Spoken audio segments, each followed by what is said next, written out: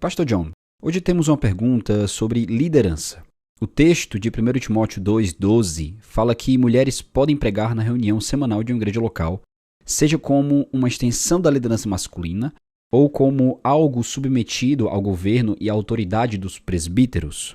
Por exemplo, a esposa de um pastor pode pregar em um culto de domingo livremente? Olha, eu não quero supor que alguns dos ouvintes possuem todos os fundamentos bíblicos que são necessários para analisar esse tipo de pergunta.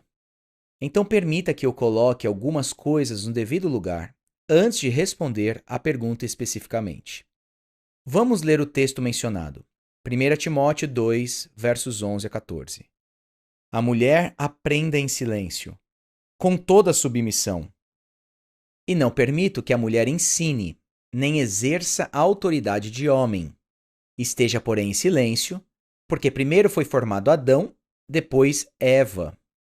E Adão não foi iludido, mas a mulher, sendo enganada, caiu em transgressão. Eu vou trabalhar minha resposta de trás para frente. Também quero lembrar aos ouvintes que cada um desses comentários levanta mais perguntas. Existe um pequeno livro chamado 50 Questões Cruciais sobre Masculinidade e Feminilidade, escrito por Wayne Grudem e eu, e está disponível gratuitamente no site do Desiring God em PDF. Se você tem mais dúvidas, espero que elas sejam respondidas lá no livro. Espero que pelo menos algumas delas sejam. Vamos lá. Paulo fornece duas razões por que se deve limitar a tarefa de ensinar e governar a igreja a homens qualificados. E essas não são as únicas razões. A primeira razão está no verso 13. Primeiro Adão foi formado, depois Eva. Esse é um resumo de 8 a 10 indicadores em Gênesis 1 a 3, de que Deus tem em vista conferir ao homem uma responsabilidade única. Não é uma responsabilidade solitária, mas única e especial, de liderança em relação à mulher. O fato de ter sido criado primeiro é um desses indicadores, e, em certo sentido, simboliza todos os outros. O homem estava ali primeiro, e por isso tem a responsabilidade de liderar, de proteger, principalmente de ataques externos, algo que aconteceria logo no capítulo 3, quando Satanás se aproxima do casal. Quem vai assumir a responsabilidade de proteger, representar e liderar diante desse tipo de oposição? Essa é a primeira razão. Adão foi formado primeiro e Eva depois. O segundo argumento de Paulo se baseia na ordem que foi ignorada. Ou seja, Satanás vai até eles e parece que tanto Adão quanto Eva estão presentes nessa situação. Isso fica bastante claro em Gênesis 3, verso 6. Mas ambos ignoram a ordem de Deus. E Paulo diz: Adão não foi iludido, mas a mulher, sendo enganada, caiu em transgressão. O que isso significa? Em certo sentido, Adão foi iludido.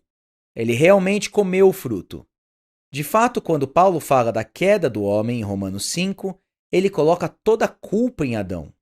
E não chega a mencionar Eva, em nenhum momento.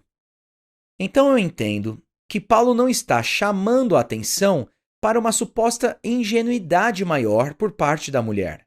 Embora eu pense que os homens sejam mais ingênuos em certos aspectos e as mulheres são mais ingênuas em outros.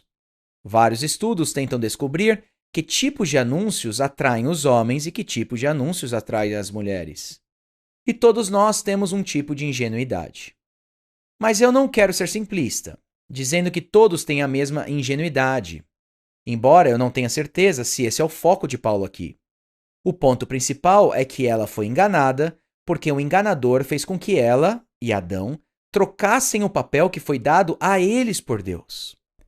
É como se o general e o coronel, o homem e sua mulher, fossem juntos ao inimigo, mas o inimigo simplesmente ignora o general, fala diretamente ao coronel, e tanto o general quanto o coronel deixam isso acontecer. Gênesis 3:6 diz que o homem estava com Eva enquanto o inimigo falava com ela. Ela tomou do fruto e comeu e deu também ao marido, e ele comeu. Primeiro, Satanás atacou a ordem dada por Deus.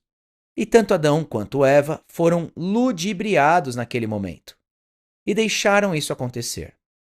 Quando Paulo diz que Adão não foi iludido, mas a mulher foi enganada, ele afirma que Satanás enfraqueceu a ordem da criação e direcionou suas palavras sedutoras a Eva, fazendo dela a representante, não Adão. E ela se tornou o foco do engano, não Adão. Adão falhou em liderar e ela estava disposta a assumir. O resultado foi a queda e todas as suas consequências. Então, desses dois argumentos, Paulo conclui no verso 12: Não permito que a mulher ensine, nem exerça a autoridade de homem. Ou seja, existe uma ordem a respeito da relação entre homens e mulheres. Esteja, porém, em silêncio.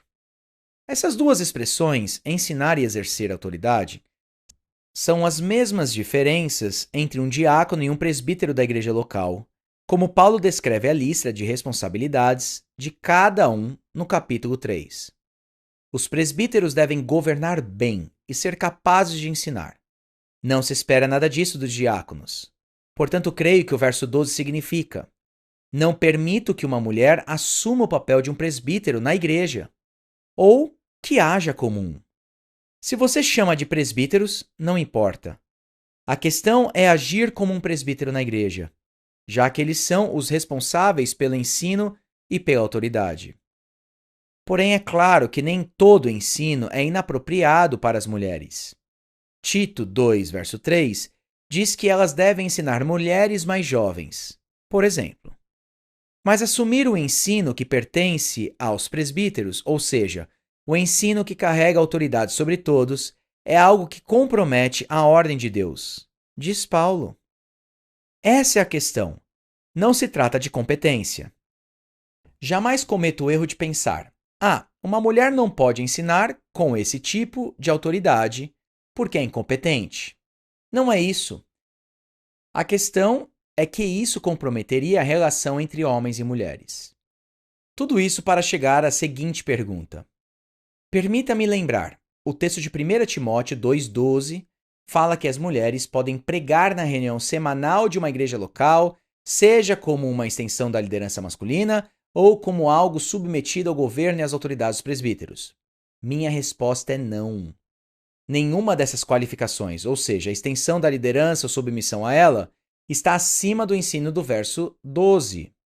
Paulo diria que uma mulher não pode estender a liderança masculina. Não faz sentido, faz? É algo que contradiz a liderança masculina. Seja semana após semana, ou uma vez ou outra, ou com regularidade na classe da escola dominical, não importa. Uma mulher que ensina a homens com autoridade, mesmo que tenha recebido a autoridade dos presbíteros, não recebeu a autoridade do Novo Testamento. Ela pode ter a autoridade dos presbíteros, mas não possui a autoridade da Bíblia, e nem eles têm autoridade de colocá-la nessa situação.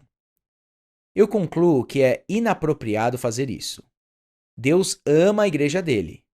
Ele ama homens e mulheres. Ele ama ver cada um de nós florescer no uso dos nossos dons. Nenhum homem ou mulher deve ser escanteado no ministério cristão, que isso fique claro. A questão não é se homens e mulheres devem ser ativos no ministério. Todos devem ser ativos. A única questão é como fazer isso. Você ouviu John Piper Responde, produzido por Desiring God, Ministério Fiel e Voltemos ao Evangelho. Para mais conteúdos gratuitos, acesse ministériofiel.com.br e voltemosaoevangelho.com.